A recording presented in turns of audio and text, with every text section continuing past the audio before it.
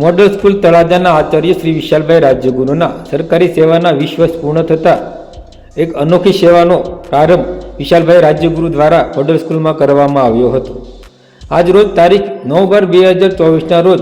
સરકારી સેવાના 20 વર્ષ પૂર્ણ થતાં રાજ્યમાં પ્રથમ વખત તાલુકાના તમામ બાળકો માટે જ્ઞાન સેતુ અને જ્ઞાન સાધના પરીક્ષા માટેના નિઃશુલ્ક માર્ગદર્શન વર્ગોની શરૂઆત કરવામાં આવી છે, જેમાં આ પ્રસંગે તળાજા તાલુકાના શૈક્ષણિક સંસ્થા સાથે જોડાયેલા લોકો સહિત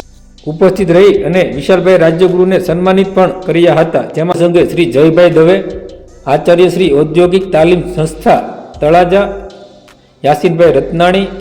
Yasin sir career academy Talaja, Shri Manishaben Dangar, SVS convener Shri અને આચાર્ય શ્રી ગર્લ્સ સ્કૂલ તળાજા, શ્રી સહદેવસિંહ ગોહિલ, આચાર્ય Shri MJ Doshi high school, doctor Hiteshbhai Pateliya, medical officer Sadvichar hospital Talaja, Shri Nagjibhai Bhaliya, અધ્યાપક શ્રી સરકારી વિજ્ઞાન કોલેજ તળાજા, શ્રી કુમારી ટીનાબેન ભીલ, વિષય તજજ્ઞ A+ ક્લાસીસ તળાજા અને જેપી સરવૈયા, આચાર્ય શ્રી નીલકંઠ સ્કૂલ તળાજા સહિતના ઉપસ્થિત રહી અને નિઃશુલ્ક વર્ગનું ઉદ્ઘાટન પણ કર્યું હતું। આજરોજ શિક્ષણ સેવા યજ્ઞમાં મારે 20 વર્ષની યાત્રા પૂરી કરી છે મેં, એટલે એ કઈ રીતે ઉજવવી એ એક અલગ રીતે ઉજવવાનો વિચાર કર્યો કે તળાજા તાલુકામાં સરકારશ્રીની જે યોજનાઓ છે, જ્ઞાન સેતુ છે, જ્ઞાન સાધના છે, તેના વિદ્યાર્થીઓને માર્ગદર્શન અને ફ્રી વર્ગો શરૂ થાય એવો પ્રયત્ન કરી આજે એનો શુભ પ્રારંભ કરવામાં આવ્યો છે। તળાજા તાલુકાના જેટલા શિક્ષણવિદો છે અથવા તો શિક્ષણ સાથે સંકળાયેલા સરસ્વતીના ઉપાસકો છે